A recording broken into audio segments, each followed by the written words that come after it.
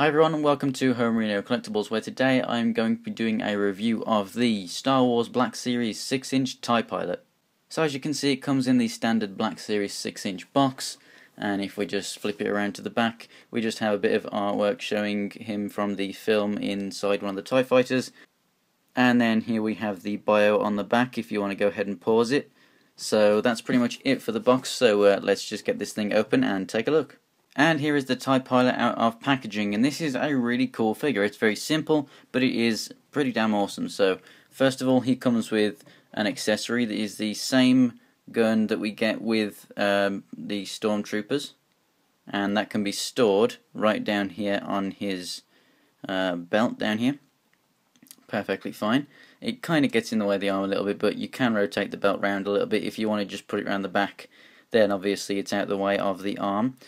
But something I've noticed with the trigger finger is that on a Stormtrooper, the trigger finger is essentially straight. So it just about reaches the actual trigger of the weapon, and it just kind of sits alongside it.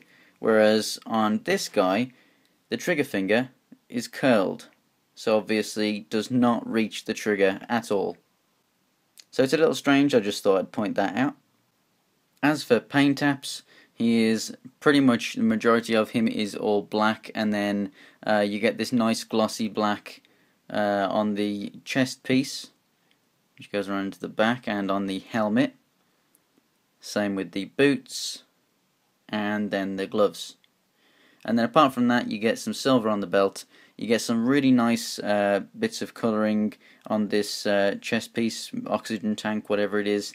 On the side of the arm, we also get a bit of a paint app here, which I guess is like switches or something to maybe control something to do with that, or within the TIE fighter itself or something. And then we also just get the Imperial emblem on both his shoulders and on his helmet, and he gets a little bit of silver on the side of his helmet here too.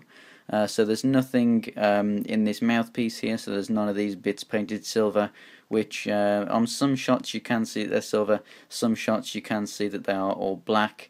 So I mean, I don't mind if they're not painted.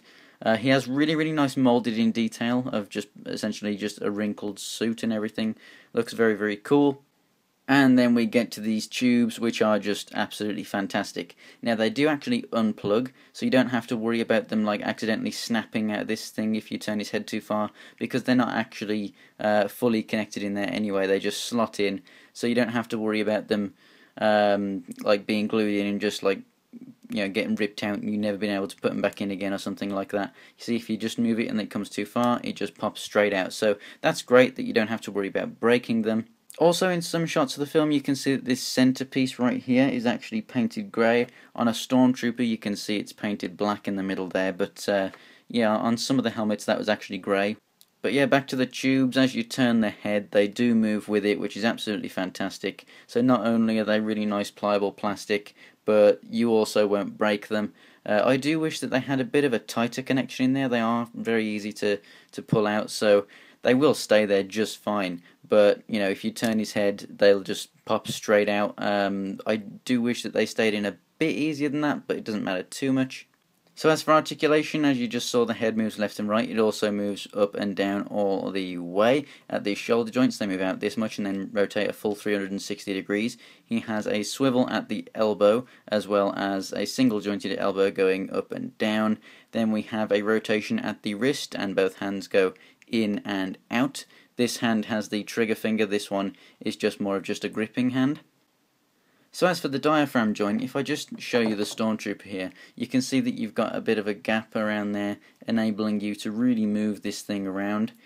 With this guy, there just is no gap anywhere around it, so unfortunately, ab crunch, it moves really slightly, but I mean really slightly. Not really enough to call it a piece of the articulation, to be honest, which is a bit disappointing, but it doesn't really matter too much. But he does move left and right at that joint, and then over here at the legs, they move out this much, they go forward and back, they rotate at the upper part of the thigh. He has a double jointed knee, and then the feet go both up and down and have ankle pivot, and he has peg holes in the bottom of his feet too. And then as for a size comparison, he is exactly the same size as a Stormtrooper. So I do recommend that you pick this figure up. It is an awesome looking figure. So whilst it's a little bit strange for the 6-inch figure not to have a proper ab crunch, it doesn't really matter too much, and it does look absolutely fantastic. And I'd recommend that if you're going to buy this thing, that you buy two so that you can have him standing with Darth Vader there. So if you're like me and the TIE Fighter is your favourite ship from the Star Wars saga, then this is definitely the figure for you. I'm definitely excited about is an AT-AT driver. When it came to Episode 5, I think there may have been something like 9 or 12 of these TIE Fighter pilots altogether, something like that, the actual helmets that they'd made. And 2 of them were used, repainted as AT-AT driver helmets, and there were literally only 2, so the 2 that you see in the film are the only 2 helmets that are out there. And they were actually direct repaints of these. Now, the tubes on those do go into the back of the helmet, so there may be a slight retool or something, but for the most part it will be essentially a repainted version of this figure, I can expect.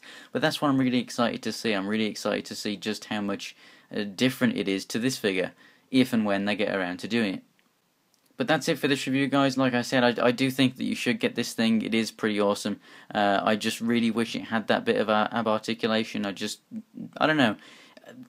Even though it's awesome as it is, it's just kind of disappointing when you get a figure that doesn't have a piece of articulation that it really should, whether you're going to use it or not.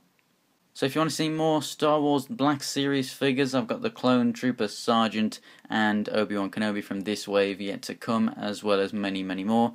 Then go ahead and subscribe if you want to see pictures of them. Then go ahead and check out Homerino123 on Instagram and Twitter.